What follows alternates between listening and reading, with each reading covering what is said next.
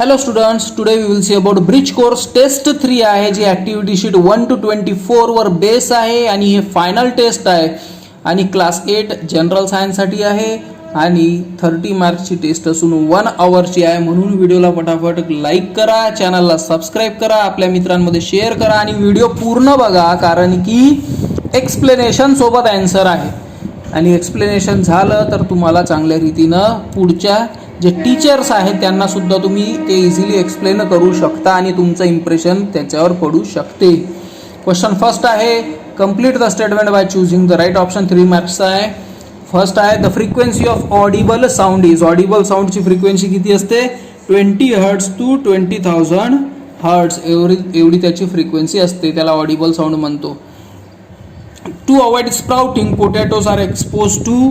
रेडिएशनला expose केल्या जाते, त्याच्यामुळे पोटॅटोज हे रेडिएशनमध्ये जर आणले गामा रेस त्याच्यावर मारले जाते, त्याच्यामुळे त्यांच्यावर कोंब फुटत नाही. स्प्राउटिंग म्हणजे कोंब फुटणे. थर्ड आहे, the chemical symbol for calcium.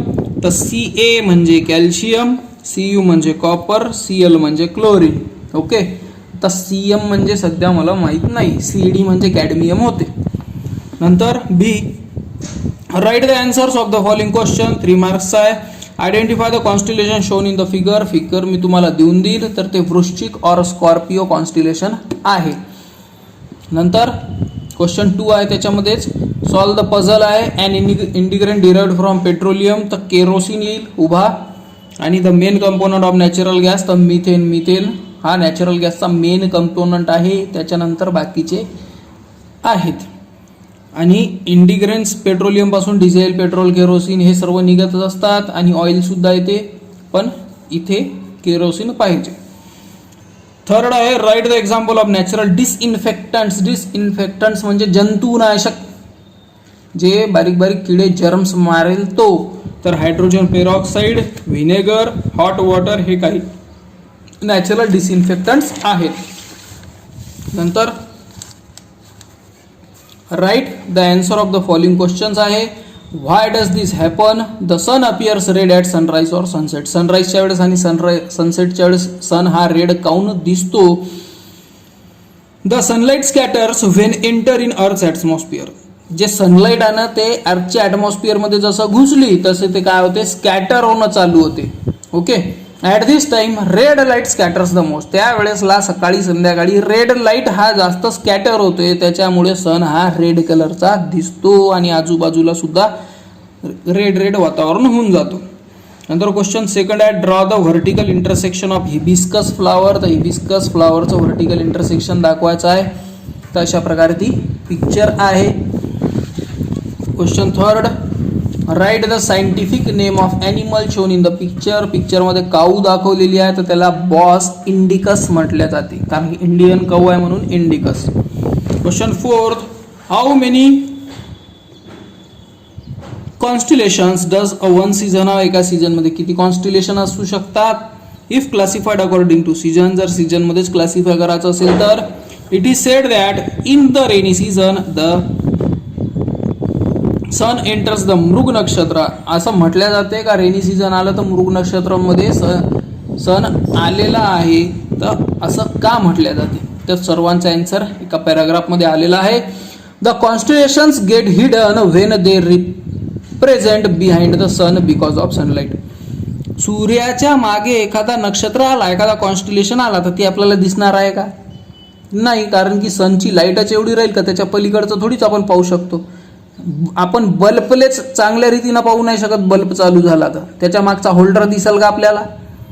नाही ना. पण इथं तर सूर्याची गोष्ट चालू आहे, मग त्याच्या पलीकडचं कसं दिसेल?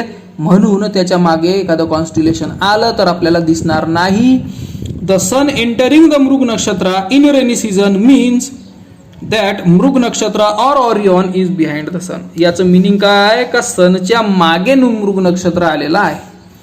आणि क्लासिफाय जर केलं सीझनच्या हिशोबानं तर एका सीझनमध्ये 9 नक्षत्र राहील, कारण की 27 नक्षत्र आहे, तर 3 सीझन आहे म्हणून 9 नक्षत्र त्याच्यामध्ये येईल.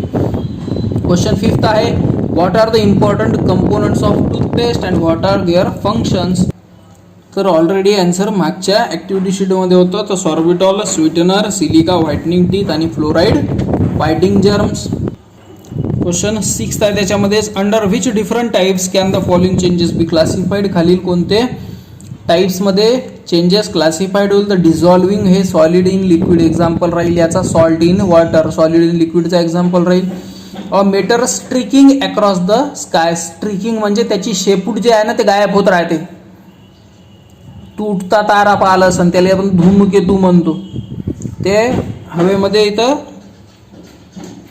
अशी आग धरते, ठीक आहे, आणि याच्या मागे डस्ट पार्टिकल हे मिक्स होऊन जातात. तर डस्ट पार्टिकल कशामध्ये मिक्स होत आहे? गॅसमध्ये, म्हणून सॉलिड इन गॅसचा एक्झाम्पल राहील हा. नंतर क्वेश्चन 7 आहे त्याच्यामध्येच, which muscle contract and relax while lifting a heavy object from the ground. तर स्केलेटल मसल, ज्याला व्हॉलेंटरी मसल सुद्धा म्हणतात, कॉन्ट्रॅक्ट होतात आणि रिलॅक्स होतात लिफ्टिंग द हेवी ऑब्जेक्ट. कोणताही ऑब्जेक्ट उचलण्यासाठी आपल्याला काय लागते? हाताची पायाची आवश्यकता असेल ना, तर ह्या हातामध्ये कोणते मसल्स आहेत? व्हॉलेंटरी किंवा स्केलेटल मसल्स. क्वेश्चन 8 आहे, if a person swims 100 metre. पहिल्या 40 सेकंदमध्ये एक पर्सन 100 मीटर गेला, दुसऱ्या 40 सेकंदमध्ये 80 मीटर गेला, लास्टच्या 20 सेकंदमध्ये 45 मीटर गेला, तर त्याची ॲव्हरेज स्पीड किती? तर average speed is equal to total distance upon total time. तर तिघाची डिस्टन्सची आणि तिघा टाईमची ॲडिशन केली, डिवाइड केलं दोघांना, तर 225 अपॉन 100 म्हणून 2.25 metre per second. Average speed of the person is 2.25 metre per second. तर तो पर्सन एका सेकंदामध्ये 2.25 मीटरपर्यंत गेला आहे.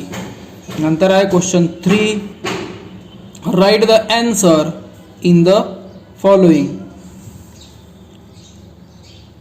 Explain the properties of magnetic force lines with the help of suitable diagram. तर डायग्राम अशा प्रकारे आपण ड्रॉ केलेली आहे. एक्सप्लेनेशन आहे, the magnetic field lines never cross each other. Magnetic फील्डचे जे लाईन्स आहे ना हे एकमेकाला कधीच क्रॉस करत नाही. They are continuous forming close loops without beginning or end. त्यांची सुरुवातही नसते आणि एंडही नसते, ते कंटिन्युअसली पाथ असते. Okay, they go from the north pole to south pole. North pole पासून साऊथ पोल पर्यंत ते जात असतात. इथे दाखवलं मी, नॉर्थ पासून साऊथ. दे आर डेन्सर म्हणजे strong at pole and thinner म्हणजे weak at the middle side of the magnet. जे पोल आहे ना तिथे हे खूप स्ट्रॉंग असते आणि जे पोलपासून दूर गेलो आपण म्हणजे या दोन्ही पोलपासून दूर, तर हे विकर होत असते. नंतर क्वेश्चन 2 आहे, कम्प्लीट द फॉलोइंग टेबल. तर सल्फ्युरिक ॲसिड मॉलिक्युलर फॉर्म्युला असं देऊन आहे याच्यामध्ये, हे वाचून घे जा. थर्ड आहे, write the medicinal use of basil. Amla neem. तर बॅसिल लॉस ऑफ ॲपेटाईट डायरियामध्ये यूज होते. आमला हा इम्युनिटी बूस्ट करतो आणि हेअर ग्रोथ सुद्धा इन्क्रीज करतो. नीम हा फिवर आणि कोल्डमध्ये खूप फायदेशीर आहे. नंतर आहे complete the following table. Table दिलेला आहे न्यूट्रिशन प्लांट आणि ॲनिमलच्या मध्ये. प्लांटमध्ये ऑटोट्रॉपिक, हेट्रोट्रॉपिक, सेम्बायोटिक.